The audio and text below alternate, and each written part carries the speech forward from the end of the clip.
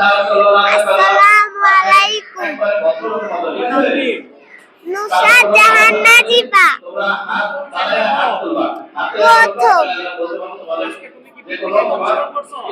জি।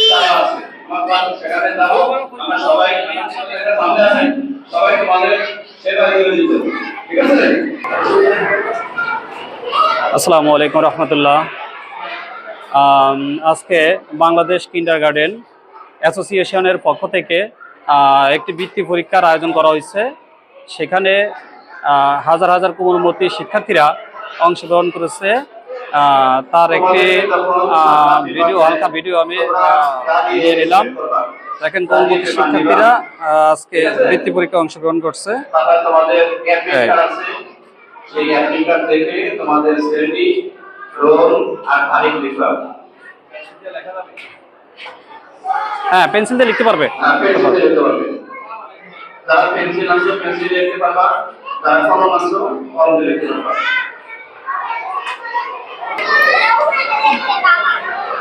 আমার দিকে একটু দৃষ্টি আকর্ষণ করো, সবাই দেখো। একটু দেখ না, লিখো। তোমরা প্রথমে বাংলাদেশ কিন্ডারগার্টেন অ্যাসোসিয়েশনের পক্ষ থেকে বৃত্তি পরীক্ষায় অংশগ্রহণ করেছে আমাদের কোমলমতি শিক্ষার্থীরা। আজকে সকাল 10টা শুরু হবে। সকাল 10টা থেকে 3টা পর্যন্ত এই পরীক্ষাটা চলবে।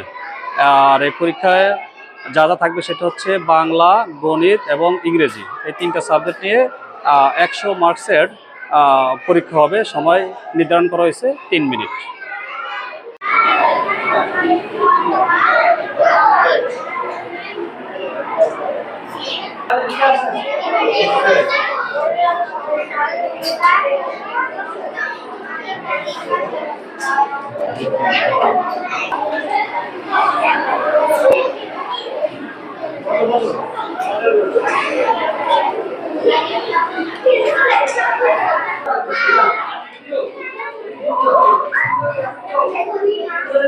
হ্যাঁ, সম্ভব।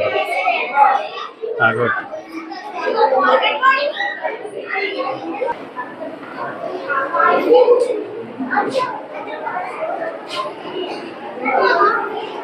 এই নীরব স্যার,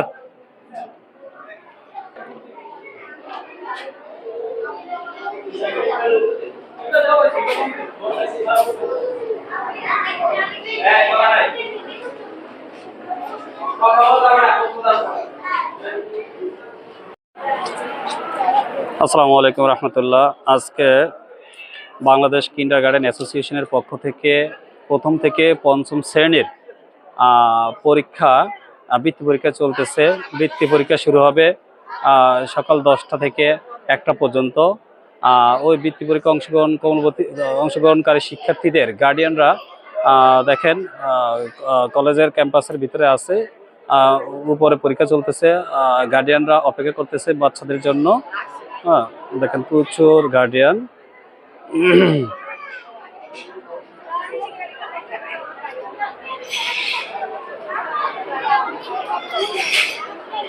এই 3 ঘন্টা পরীক্ষা চলবে। 3 ঘন্টা গার্ডিয়ানরা বাহিরে অপেক্ষা করবে তাদের সন্তানদের জন্য।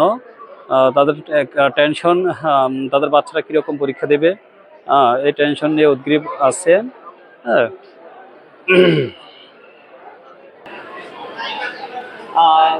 আজকে বাংলাদেশ কিন্ডারগার্টেন অ্যাসোসিয়েশনের বৃত্তি পরীক্ষার হলের সামনে আপনাকে দেখা যাচ্ছে। আপনি কি জন্য আসছেন? আমি আমার ছেলেকে বৃত্তি পরীক্ষার জন্য অংশগ্রহণ করেছি, পরীক্ষা দেওয়ার জন্য নিয়ে আসছি। আপনার ছেলে কোন শ্রেণীতে পড়ে? ক্লাস 2-তে। 2-তে না? জি। আপনি এই বৃত্তি পরীক্ষা দেওয়ার প্রয়োজনীয়তা কি মনে করেন? দিলে কি হবে, কি লাভ বা ক্ষতি?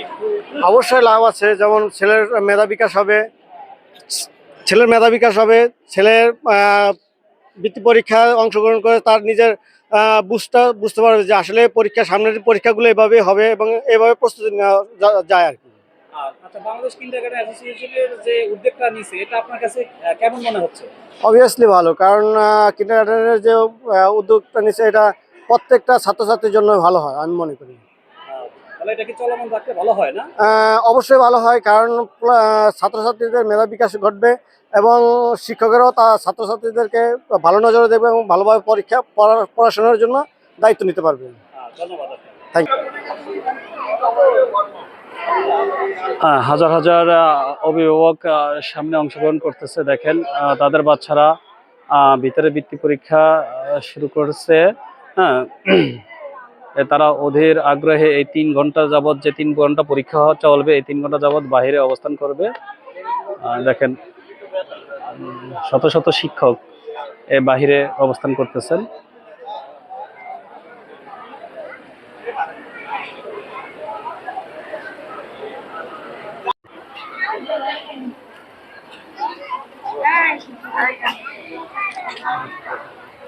আজকে 15/11/2025 সাল, রোজ শনিবার।